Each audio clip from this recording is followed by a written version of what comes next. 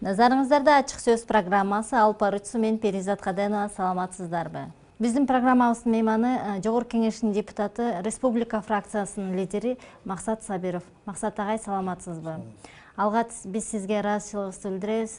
Убактыңызды бөлүп бизди кабыл алып, баягы учурда көйгөйлүү болгон суроолорго жооп берүүгө даяр болгондугуңуз үчүн. Максат мырза, бажы биримдигине кирүүдө, келишимде дагы бир топ тактала турган маселелер бар деп айтып кеттиңиз. Ошол маселелерге токтолуп кетсеңиз. Эми негизинен алганда ушу мигранттар боюнча маселелер азыр ушул бажы саясатындагы ушул биздин жанагы проценттик ставкалар боюнча такталыш керек болчу. Эми такталып мындай кол коюлуп, предварительно кол коюлуп келди да. Эми ошону менен мыйзамдарыбызды ошого жараша кабыл алып берип атабыз. Эми ошолордун ичинен дагы мыйзамдардын дагы өзгөртүүлөр кандай мындай жакшы тарапка өзүбүздүн Кыргызстандын кызыкчылыгын коргой турган жактарын өзү парламенттен да карап чыгышыбыз керек да.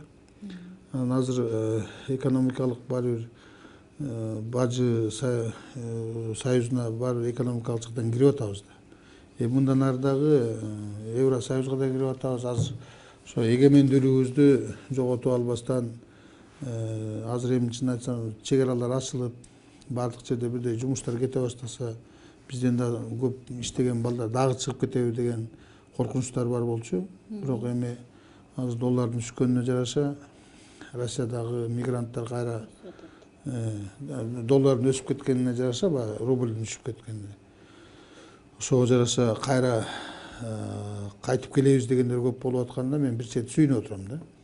Баягы ошо мигранттар боюнча көп вопростор өзүнөн өзү өзгөрүп атат да. Ушундай кошумчалар бар болчу да. Биз дагы ошо мыйзамдардын өзүңөр билесиңер канча мыйзам, бир топ мыйзамдарды кабыл алып бердик. Бирок эми ошолордун дагы толуктап бышыктачуу жерлери бар. Биринчи окуудан өткөнү бар, экинчи окуудан өткөнү бар болду, үчүнчү окуудан өтүп атат. Анан ушулардын баарын тең толук кабыл алып беришибиз керек дейм да.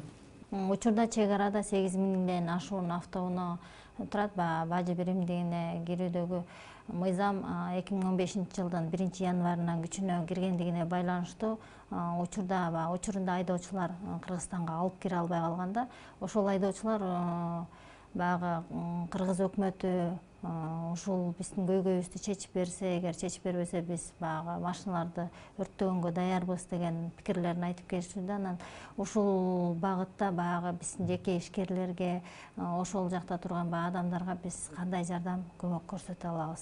Эми кечээ күнү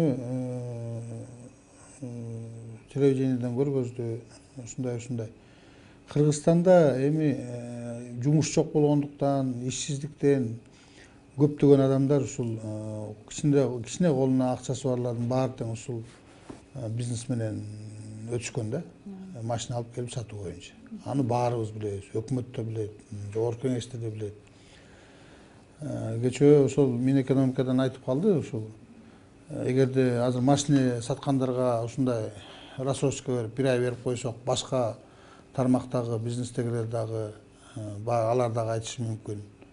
Алар дагы мындай кылышы мүмкүн депчи. Бирок мен айтып кетет элем, бирок негизи Кыргызстанда эң негизги бизнестин бири болуп аткандан кийин, ушу машина алып келип сатып, ошону менен оокат кылып аткандан кийин адамдар, ошолорго форс-мажорный жана обстоятельства болгондон кийин 8 миң, 9 миң машина деген бир топ акча болот да. Эми ошол жерден көп адамдар күйүп кетпеш үчүн эгер бир ай берсе, өкмөт берип койсо болмок да. Анткени эң негизги биздин көп адамдардын иштеп аткан бизнестер. Негизинен алганда тамак аш ташыган бизнес, жанагы Кытайдан товар алып келип аткан бизнестер, алардын баарына тең, мисалы үчүн чындыгын айтканда, ал жерде айтылат, запрет коюлган, мындай болгон. Машина алып келүү бизнеси абдан оор бизнес. Анткени ошончо жерден канча миң километрден айдап келишет, кээ бирөө канча миң километрден Америкадан бери салып келип атышат. Ошон үчүн бир ай убакыт берип коюу бул өкмөттүн мындай туура эле мындай көз караш менен карап өкмөт берип койсо деле болмок деп ойлойм. Ошол Кыргызстан өзү чече алабы ушул маселени? Эми Кыргызстандын чечкенде мына өкмөт азыр биз бажы биримдигине толук кире элекпиз. Биздин гана өкмөттүн эмеси менен чечилген нерсе бул постановлениясы менен. Биз майда киребиз деп турабыз, туурабы? Аны ошон үчүн азыр өкмөт ошого мүмкүнчүлүк берсе болот эле да.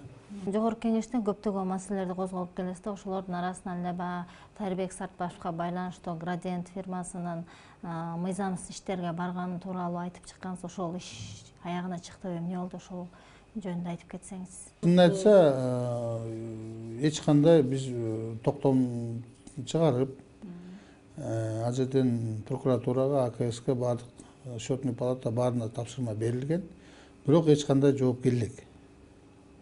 Мына азыр ушу эртең бүрсүгүнөн баштап ушул иштер башталат.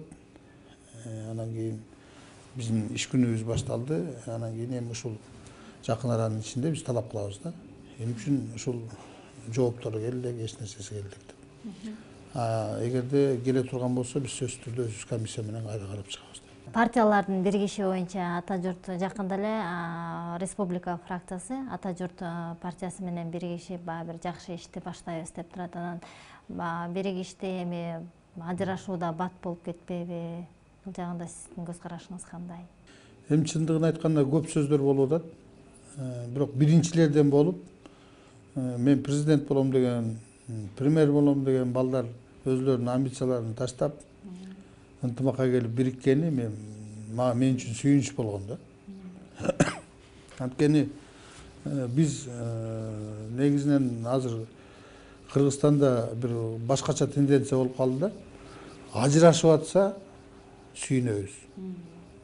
Бир же талкаланып атса сүйүнөбүз. Иши болбой калып атса сүйүнөбүз да. А биригип атса, өнүп өсүп атса көрө албайбыз. Ошого мындай белый заюш деп коет. Белый заюш менен карай албайбыз. Ушундай оор нерселер бар да биздин мамлекетте. Ошондуктан айтат элем, биригүү бул жакшы нерсе. Кандай болбосун, эртең ажырашып кетет деп атат, урушуп кетишет деп атат.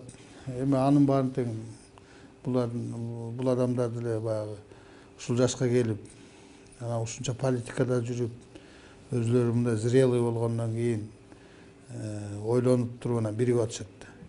Не только эки киши бириккен жери жок, эки партия биригип атат. Көп кишилердин арасын ошол тегеректеп жүргөн адамдар жанында жүрүп атышат. Мен ойлойм, эми мындай кадамга баргандан кийин сөзсүз түрдө